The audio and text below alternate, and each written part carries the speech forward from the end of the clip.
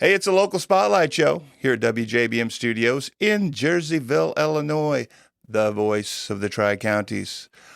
I'm Chris Lorton. I'm your host and my guest today, James Jones. Hello, everybody. How you doing, James? Great. Wonderful. That's kind of there's a James Jones. That's a popular name. I've heard that name before. Don't drink the Kool-Aid. Don't drink the Kool-Aid. That's right. And then you throw Earl in there, James Earl Jones, right? Yeah, I guess. Yeah. Yeah. Well, it's easy to remember. It is. Yeah. It is. It is.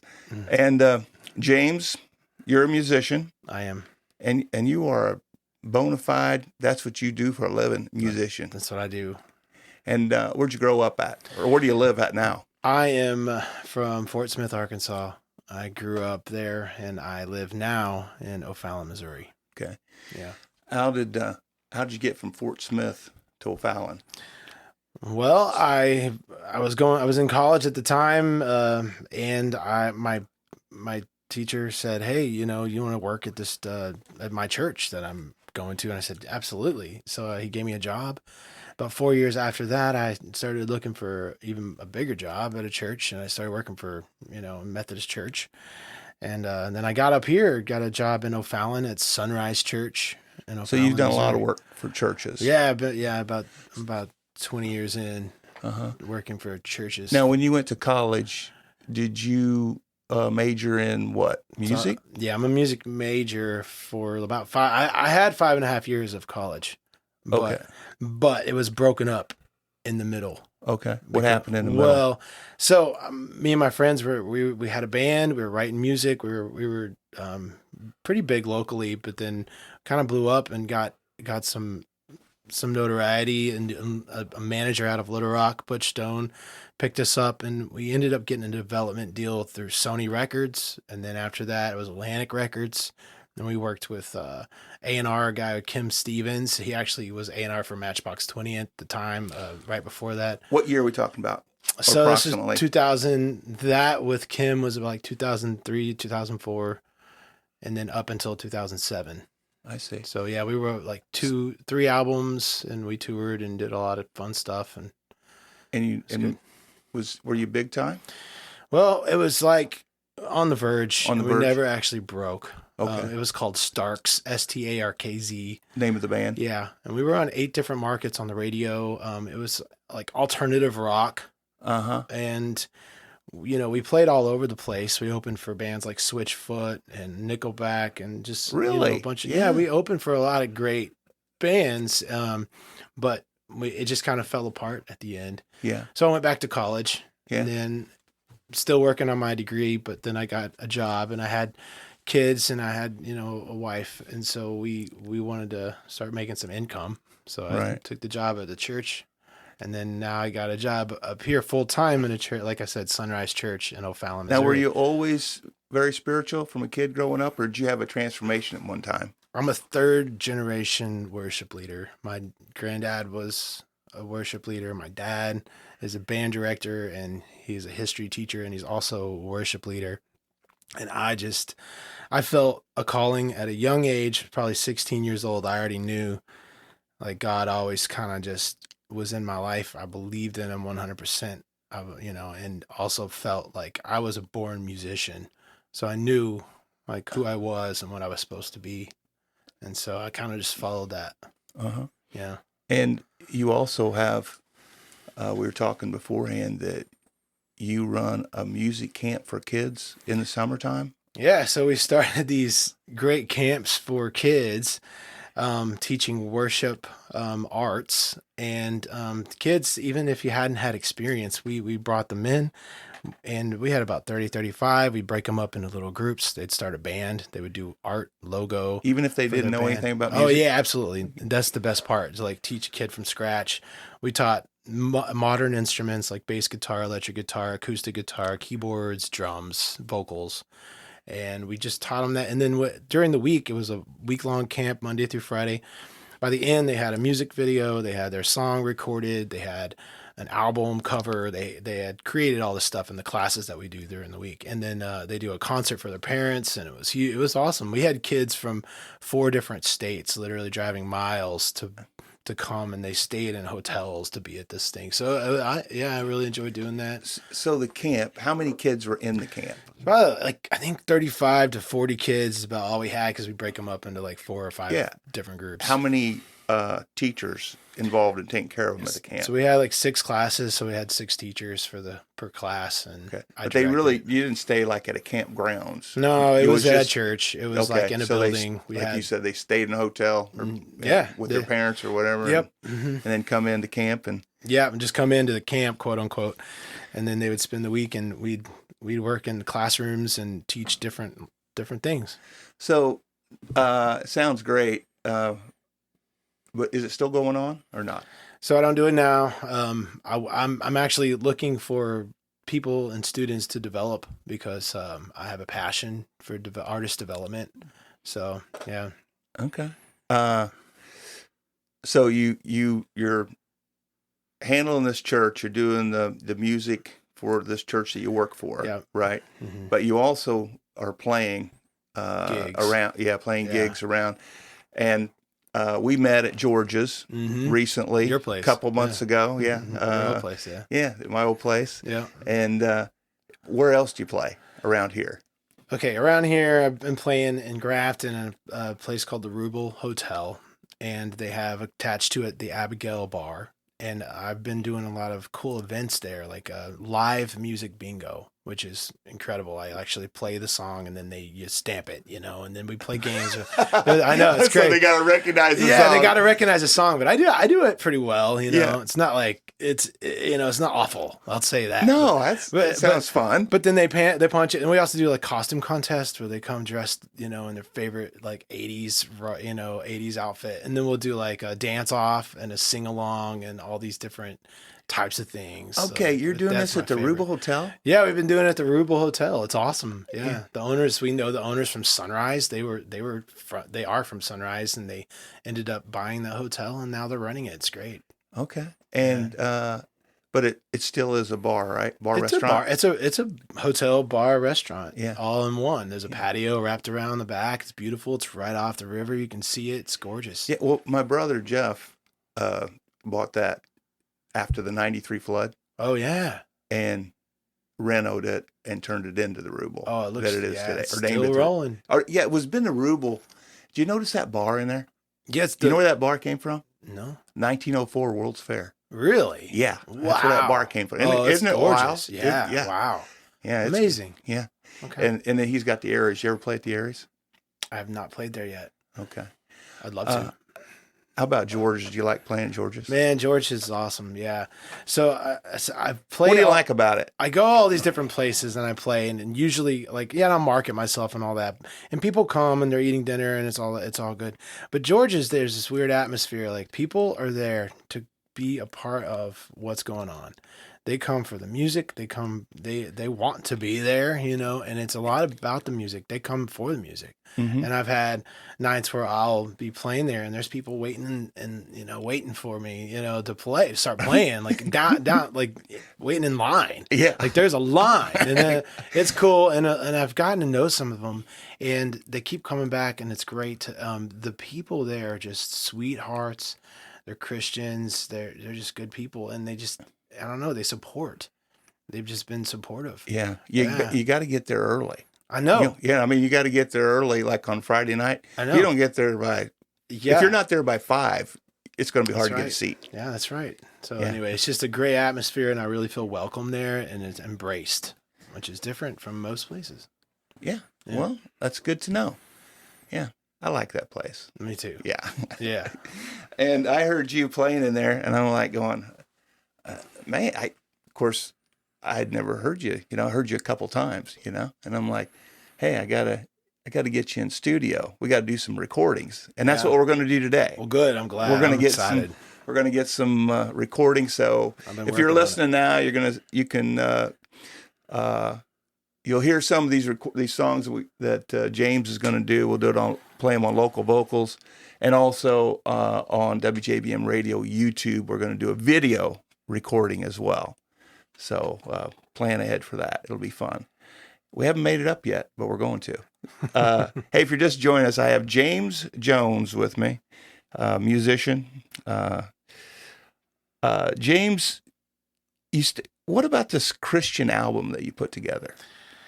Well, okay, so COVID happened, and we were you in the middle of it then? Yeah, well, we were trying to figure out what to do. So we were broadcasting from our church in a small circle, and we were shooting video, and This we is were in O'Fallon? in O'Fallon, Missouri, and Okay. Sunrise Church. We created I don't know how many, hundreds of videos constantly, music videos, teaching videos, whatever we could create. Mm-hmm. And so I started, my musician friends, really good musician friends, they were just kind of wanting to do more, just like more personal stuff. We started writing songs together, and we called it The Rescued.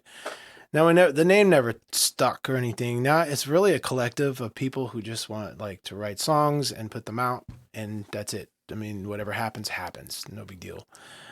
So yeah, I wrote 2 albums with them, and then the latest one I did, Janet Martin sang them all, but we co-wrote a lot of those songs. So Janet Martin's a local artist too. She's singing all over the place in Missouri and Illinois. So okay, yeah, she just sang all of the ones we just wrote.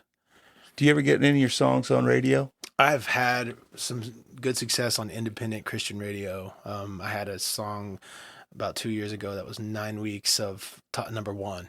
It was called, it's called I Praise. I Praise. Yeah. Is that a pretty popular song, or was it your favorite song? I think the most popular song I ever wrote, even though it didn't hit 9 weeks long, but it was Power of Your Name, which I'm gonna do for the music okay deal. I love it. Yeah, I'll do both. I'll do I Praise and Power of Your Name, and I did that. I've had some guys in, songwriters in.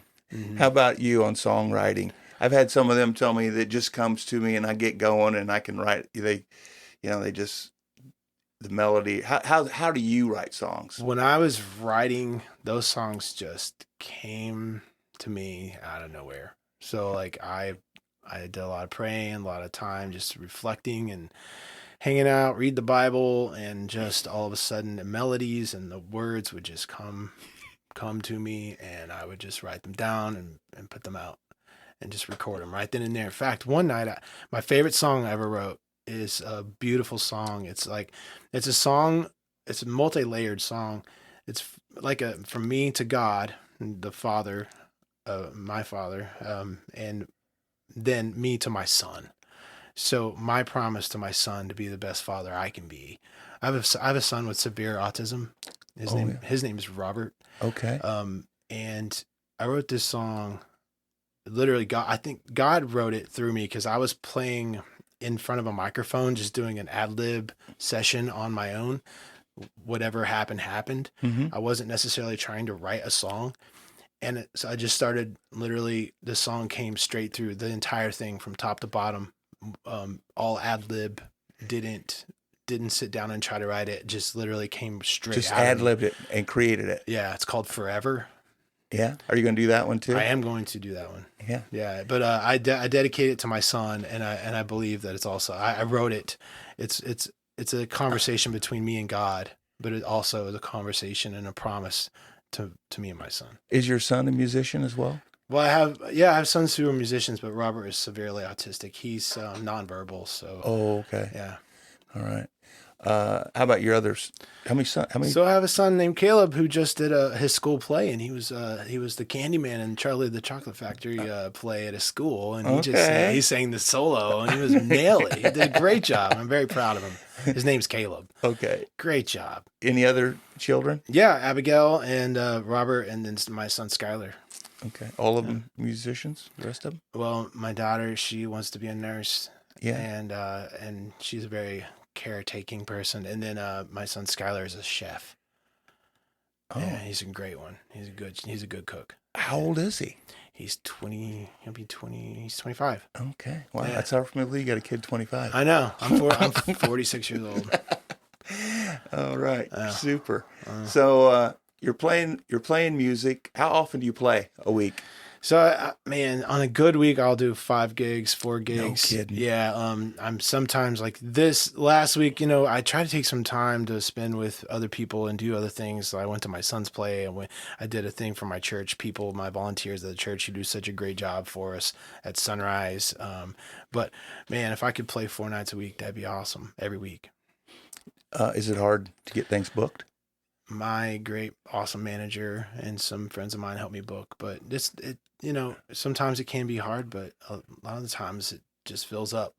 What's some of your favorite places besides George's? I know George's is a favorite, but what are some other great places you like to play? Do the Irish Gypsy in O'Fallon, Missouri. Man, the atmosphere there is incredible. Yeah, Frankie Martin's Garden's really nice. I do some of the wineries. Man, there's so many. Okay, you mentioned these places, right? Mm-hmm. Now, if we were across the ferry in Grafton, okay, how long would it take to get to these places that you're talking about? They're in O'Fallon, Missouri? I think once you get over there, it's about 23 minutes down to Newtown, and then you take a ride on okay, so 70. about... I don't know. Some of the wineries Maybe are pretty 30 far out maybe- there, be an hour and 15 minutes. But okay. Anything where it's close to O'Fallon or close to St. Charles, you can get there about 30 minutes. I see. Yeah. I see. Do you play within how far? Like an hour's drive or 2 hours drive? I try to keep it within 2 hours. I don't like going any further than 2 hours, but if there's people who will hire me to do events and stuff, and I do weddings, and I've done all kinds of whatever corporate events, and we work out contracts, and I'll do things for anybody who's for the people. Now it's James Jones. So you see James Jones up on a marquee at George's. He's playing there. What kind of music do you like to play? I push a variety. I try because everywhere I go is different. In fact, that's crazy. Every venue has its own little kind of nook and cranny, So my go-to, I like the modern country. I really like Zach Bryan, Tyler Childers. I also really like. I'm a baby of 90s rock. So I can play alternative rock all day long. So those are my two kind of lean backs, and then everything else I do a variety. I do 70s, I do 60s, I do just anything in between, really. Now I saw you the last time I saw you played. You had a girl who's playing. Yeah, was she playing the ukulele? Oh yeah, so Katie, yeah. Was it the ukulele? Yeah, she was playing the ukulele, and she has this dog named Shiloh, and I was supposed to say hi to him. So, hey guys, what's up? Love you guys. Okay, so does she play with you often? No, we do events together. She's promoter and a marketer, and so she puts these events on, and I'll go and just run them for her. I'll do it, and sometimes she plays with me, and she'll play the uke, and we have a good time. Like that music bingo stuff that we're talking about. Yeah. Oh, yeah. So much That does sound like fun. It's so fun. People love it. Now, when's the next time you're going to do bingo? Wednesday at night. The Ruble. Oh, at the Ruble? I've got July 24th, I think, is the next one I'm doing. Is that, what night is that? It's pretty far down. It's a Friday night. A Friday night? I think so, yeah. I'll double check. But I got one this Wednesday night in Cottle Village. It's all the way in O'Fallon, close to O'Fallon. But, okay. But it's 80s I've music never heard bingo. of that before. Yeah, it's music live. bingo. It's live music bingo. So I play the song and I do the best I can. And then you dab it, and we play until somebody bingos. But we do all kinds of cool stuff. There's a costume contest. We do a sing along. We do a dance off, and people come dance as like this week they'll probably dress like 80s rockers or the whatever 80s outfit they love. And then it'll be crazy. And I'll play the songs, and whoever wins, they get a prize. We do big prizes. Do you? Yeah. Oh. Did you ever think about doing that at George's? I would love to do that at George's. You know what? Do you think it would go over or not? I think it would. I think what I'd really love to do at George's is a praise and worship night. Yeah. That would be amazing. Like on a Wednesday night, and invite the local church people and just sing worship tunes with everybody out on the patio. That's when I think of George's, that's my passion for Georgia. Yeah, I'd love to do that. And you could do it up on the on the deck. Yep, and have them all sing along. Literally sing worship tunes with anybody who's willing to come and praise and pray and and have a good night of we'll have a speaker and everything. I'd love to do that. We have to talk to Andy. I know. Yeah. I think he might do it. I bet Who you'd knows? pack the house. Man, I bet we could fill that place bet- up. Especially out on the patio. Absolutely. Yeah. Yeah. That'd be fun. As I was telling you, what I like about the patio is just the sound, because you have the two masonry buildings, and the sound stays between those buildings. A lot of times you play outside, the sound just goes everywhere, but there it stays focused. That's awesome. Yeah, it's a cool sound. I also noticed that when you go inside, you can plug into the system outdoors, so they play. I can, what I'm doing is being played outside on the patio as well. Right. When I'm on the stage and up and down the inside. street. Yeah, and up and down the street. Yeah. Yes. So what's next for you? Of all the things you're doing, what else is on your plans? Because you're a young guy. Well, that's the thing. I don't really know yet. I'm going with the flow. God, I've asked God to keep giving me things to do, whatever that happens to be. Mm-hmm. And we're doing some full band stuff. I'm still writing Christian tunes. I probably want to write some secular songs. I don't know. I'm just gonna keep writing. I'm gonna keep playing music everywhere I go. Just try to make people happy and spread whatever I can. Now, is this whatever it is? Have you always been into music since you were a little kid? Yeah, I always have been. Yeah, that's all I know. One thing I noticed about you is how you make it look so easy. When you're performing, yeah, it just looks like you're hardly trying. But it sounds great. What I tell people is that if it's just like you do something over and over again, just like so many times, that you just do it. Yeah, you don't have to think about it. Be it. It's just who you are. So I play a lot. So just that's why it looks that way.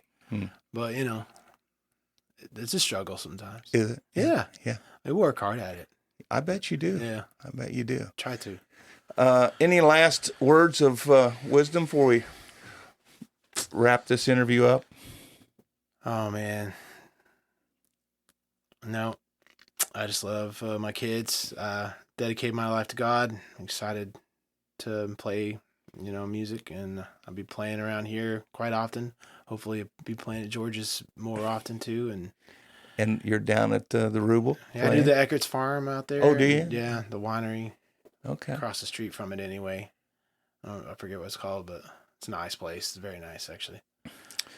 Well, James Jones, ladies and gentlemen, you hear that name, you see that name out, go check him out. JamesJonesSTL.com. James Jones STL on Facebook, and James Jones Music on Facebook and Instagram. Okay. All right. So thanks, James. You take care. Yeah, thank you.